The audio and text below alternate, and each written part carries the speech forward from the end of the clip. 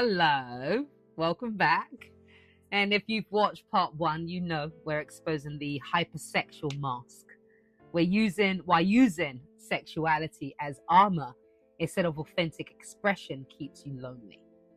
So if you haven't watched part one, take a look at that before you kind of dive into this one. But here we go, because the truth nobody wants to admit, the sexuality you think is empowering you might actually be the thing keeping you from ever truly seeing, or keeping people from ever truly seeing you. And what happened to Megan reveals exactly what you're protecting. You know, the first truth about the hypersexual mask is this: hypersexuality isn't always empowerment. Sometimes it's an armor protecting a wound you haven't healed. And using sexuality to control how people see you prevents them from actually seeing you. Here's what's actually happening when you're caught in the hypersexual mask pattern. All right. So you've learned through trauma, through early experiences, through cultural messaging, that your value is your sexual appeal, that your power is your desirability, that your worth is determined by how much people actually want you. Maybe you were sexualized early. You know, maybe you were abused. Maybe you were valued only for your looks. Maybe you learned that sexual attention was the only attention you could get. Maybe you discovered that being sexual gave you power in a world where you felt powerless. And so you developed a strategy. You use sexuality as your primary source of value and power. You learn to perform it, project it, to make it your identity, to use your body to get attention, to feel valuable, to have control. And it worked. People responded. You got attention. You felt powerful. You had control over how people saw you. But here's the trap: the attention never actually fills you. The power never really makes you feel secure. The control never actually makes you feel safe, because what you're really craving isn't sexual attention. It's being truly seen. Not desired, but known. Not wanted for your body, but valued for who you are. And you can't get that while you're wearing the hypersexual mask, because the mask is designed to prevent people from seeing past your sexuality to who you actually are underneath. If you think about Megan Thee Stallion's pattern, her entire public persona is built on sexual dominance and confidence. But look at what happened when she was vulnerable, when she was hurt, when she needed support. She was shot, a profound violation, a betrayal by someone she trusted. And instead of being seen as a human being in pain, she was questioned and mocked, turned into a meme even, because the truth is people couldn't see past the mask. They couldn't see past Megan Thee Stallion, the hot girl, the C. Megan Pete, the wounded human being. The hypersexual mask that gave her power also prevented people from seeing her pain. The armor that protected her also isolated her.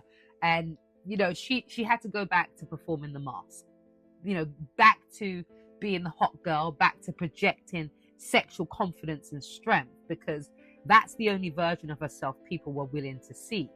And this is what makes the hypersexual mask so painful. The very thing you use to get attention prevents you from being truly seen. You perform sexuality to feel valuable, but people only value your sexuality, not you. You use your body to get attention, but the attention is for your body, not for who you actually are.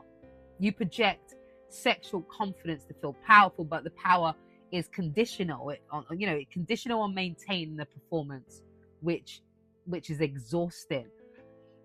Hold up right for a second. I want you to comment now. Have you ever had someone compliment your body, but it made you feel more invisible, not less? Like they're looking right at you, but not actually seeing you. Comment invisible if you've ever been desired while feeling completely unseen.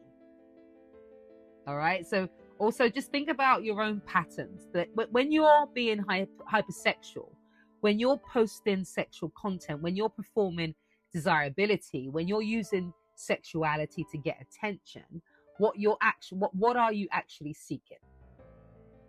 Is it really sexual expression, or is it validation, attention, proof that you're valuable, a way to feel powerful when you actually feel powerless?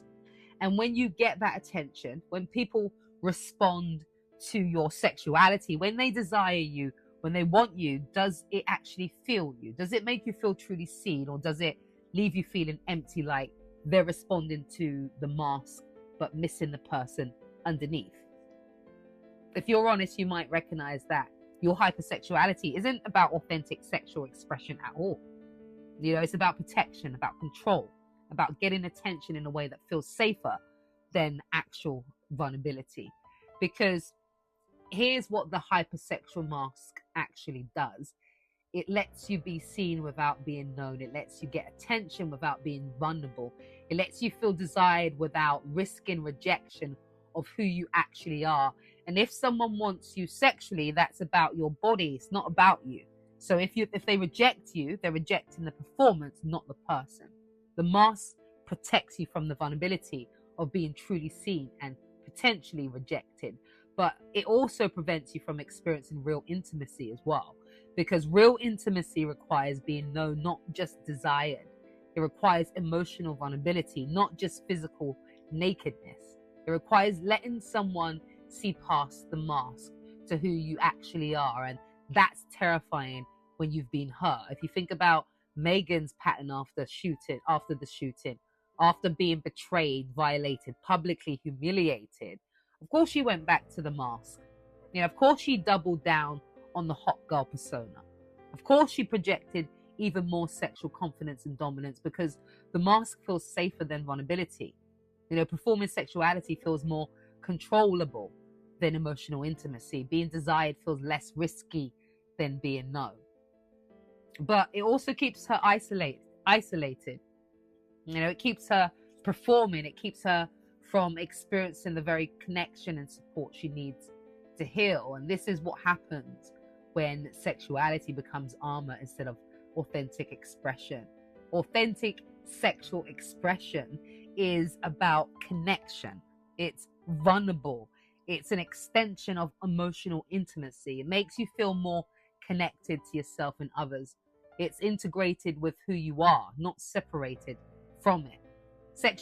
Sexuality as armor is all about protection. It's performed. It's a substitute for emotional intimacy. It makes you feel disconnected despite physical closeness. It's a mask you wear, not an authentic part of you.